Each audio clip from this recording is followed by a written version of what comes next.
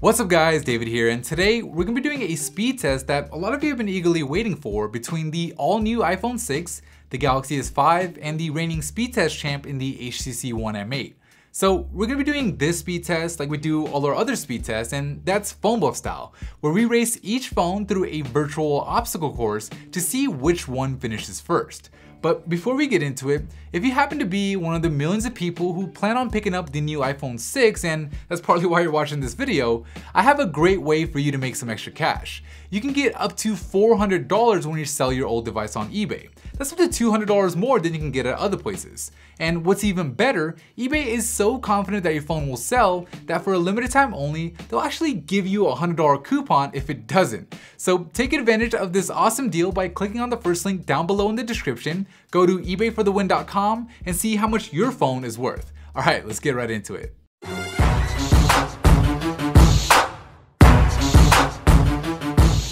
Alright, as always, all phones are coming off a fresh reboot and are connected to the same Wi-Fi network. We'll begin the speed test by starting the stopwatch on all three phones and then head into the camera app where they all do a relatively good job at snapping a pic. Going through the gallery app, it seems like the HTC One M8 is just a step ahead with it already in the browser loading up the mobile HTC site. But hot on its heels are both the iPhone 6 and Galaxy S5, where the iPhone 6 has actually caught up and taken the lead, finishing the full AT&T site and moving on to the dictionary app. With the Galaxy S5 struggling on that browser test and falling behind the other two, all three phones are now about an app apart from one another, with the iPhone 6 in the lead loading up Temple Run 2, the M8 in second getting into Google Earth, and the Galaxy S5 in last finishing up Photoshop Touch. But it's still very early in this speed test, so there's still plenty of time for either the HTC One M8 or the Samsung Galaxy S5 to make a comeback, but it looks like they won't be able to do it in this lap as the iPhone 6 is just blazing through FIFA 14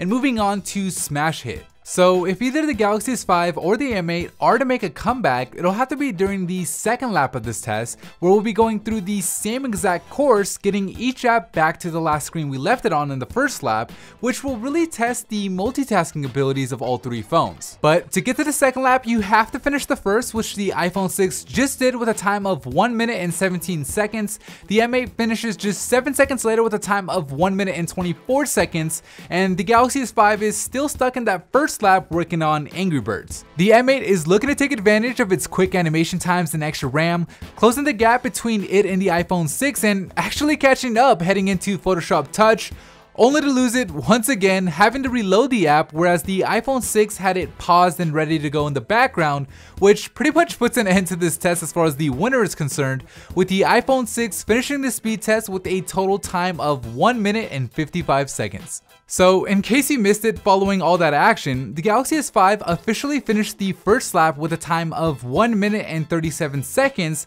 which is 13 seconds slower than the HTC One M8 and a whopping 20 seconds slower than the iPhone 6. The M8's official time for this race is 2 minutes and 9 seconds, and well, the Galaxy S5 had to reload every single app in this second lap, so I'm just gonna fast forward it here where you can see it finished just under 3 minutes at 2:58. So there you have it. The iPhone 6 is the new speed champ, with a dethroned HTC One M8 still being one hell of a fast phone, and the Galaxy S5 being fast enough to get the job done, but I would no longer consider it to be one of the fastest phones on the market. Of course, there's a lot more to consider in a phone than just performance, just like there's a lot more to consider in a car than a 0 to 60 time, but it's still something that's fun to test and something that's still worth considering. Anyways, that's it for me in this video. If you liked it, please give it a big thumbs up and show your love, and as always, thank you for watching, and I'll see you guys in the very next episode.